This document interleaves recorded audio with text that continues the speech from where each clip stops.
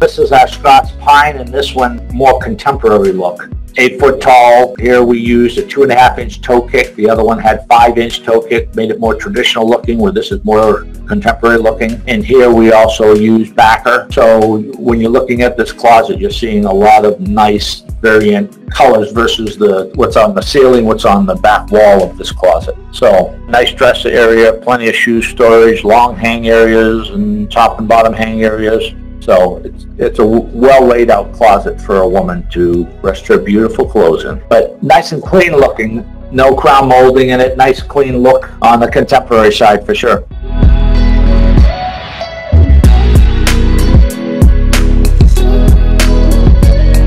This is another Scots Pine model. That's Scots Pine, but that was to the floor. Yes, to the floor. And it was the Scots Pine, different floor, different system off the floor.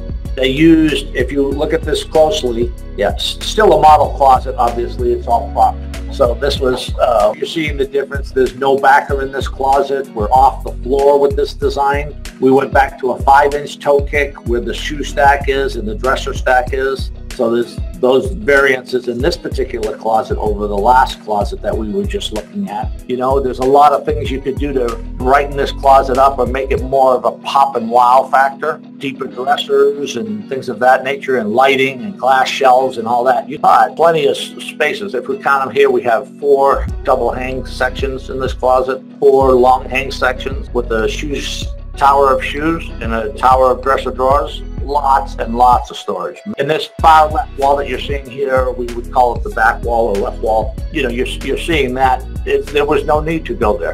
You want to be comfortable walking in this closet, moving and maneuvering around in this closet, getting your clothes out easy without fighting something that maybe another closet company would have put more material in there to try and make a little bit more money. We don't think that way. We think in terms of satisfying the customer with their needs and making the closet enough is spacing in here to make it a really functional, good-looking closet.